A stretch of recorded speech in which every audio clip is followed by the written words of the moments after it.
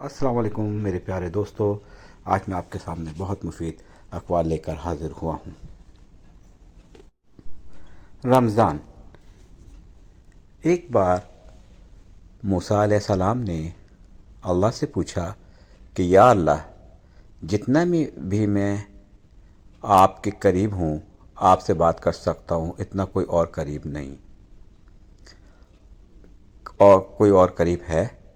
اللہ تعالیٰ نے فرمایا، اے موسیٰ، آخری وقت میں ایک امت محمد صلی اللہ علیہ وسلم کی ہوگی، اور اس امت کو ایک مہینہ ایسا ملے گا جس میں وہ خشک ہونٹوں، پیاسی زبان، سوکھی ہوئی آنکھیں، بھوکے پیٹ جب افطار کرنے بیٹھیں گے، تب میں ان کے درمیان کے بہت قریب ہوں گا۔ موسیٰ، تمہارے اور میرے درمیان 70 پردوں کا فاصلہ ہے، لیکن افطار کے وقت اس امت اور میرے درمیان ایک پردے کا فاصلہ بھی نہیں ہوگا، اور جو دعا وہ مانگیں گے اسے قبول کرنا میری ذمہ داری ہوگی۔ سبحان اللہ!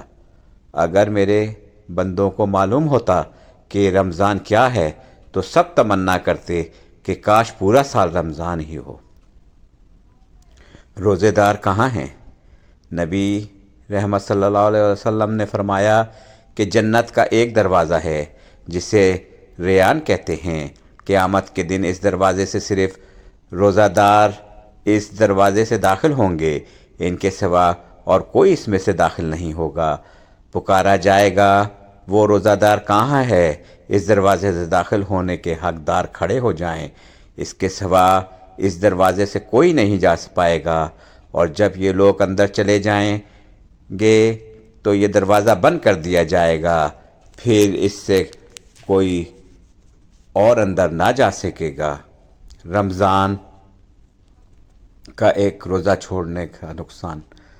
حضرت ابو ہریرہ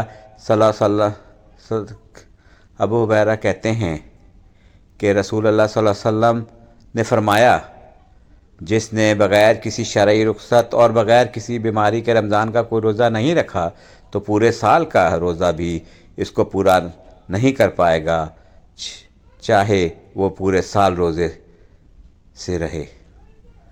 رمضان ایسے گزاریں۔ روزہ داروں کو نصیحتیں۔ رمضان میں ہر پل باوضو رہنے کی کوشش کریں۔ جو عمل رمضان میں مضبوط ہوتا ہے، رمضان کے علاوہ بھی وہی عمل ہمیشہ زندگی میں رہتا ہے۔ رمضان المبارک میں مسواک اور خوشبو کا اہتمام ضرور کریں۔ اپنے کان اور نظروں کی حفاظت سخت سے سخت کریں اور گناہوں سے بچنے کی کوشش کریں، اور ابھی سے روزانہ حسب توفیق مالی صدقہ اور اللہ سے مانگیں کہ یا اللہ میری زندگی سے گناہوں کو دور کر دے۔ رمضان نماز فجر کے بعد تسبیح کرنا نہ بھولیے گا۔ حضرت ابو ہریرہ رضی اللہ تعالیٰ عنہ سے روایت ہے کہ رسول اللہ صلی اللہ علیہ وسلم نے ارشاد فرمایا، نماز فجر کے بعد جو شخص 100 مرتبہ سبحان اللہ کہے اور 100 مرتبہ اور لا الہ الا اللہ کہے تو اس شخص کے گناہ معاف کر دیے جاتے ہیں، اگرچہ وہ گناہ سمندر کے جھاگ کے برابر ہی کیوں نہ ہوں۔ رمضان میں 3 سیکنڈ میں 14 کروڑ نیکیاں کمائیں۔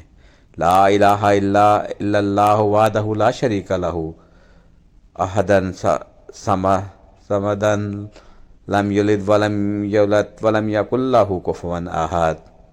رسول اللہ صلی اللہ علیہ وسلم نے فرمایا کہ جو شخص یہ کلمات کہے گا تو اللہ تعالیٰ اس کے لیے 20 لاکھ نیکیاں لکھیں گے، چونکہ رمضان المبارک میں ہر عمل کا ثواب 70 گنا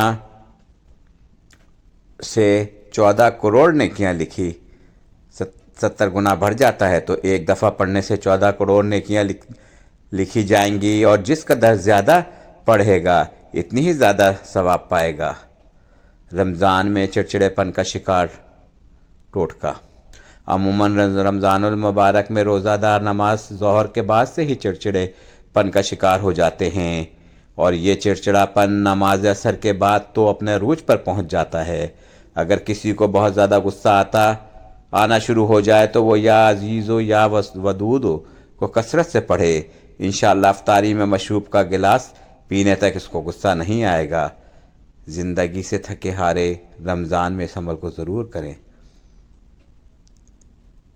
सेक्स ابتدائی زندگی میں کیسی ہی پریشانی ہو، رمضان میں سارا دن حلیم کریم عفو کریم کثرت سے پڑھیں۔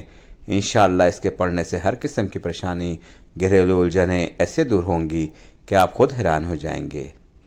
روزانہ 1,00,000 نیکیاں۔ ارشاد فرمایا کہ ایک صحابی رسول صلی اللہ علیہ وسلم سے روایت ہے کہ رسول صلی اللہ علیہ وسلم نے ارشاد فرمایا، جو شخص لا الہ الا اللہ وحدہ لا شریک لہ صمدن لم یلد ولم یکن لہ کفوا احد کے اللہ تبارک تعالیٰ اس کے لیے 20,000 نیکیاں لکھیں گے۔ اس طرح اگر یہ ہر نماز کے بعد ایک بار یہ کلمہ پڑھ لیا جائے تو بآسانی روزانہ 1,00,000 نیکیاں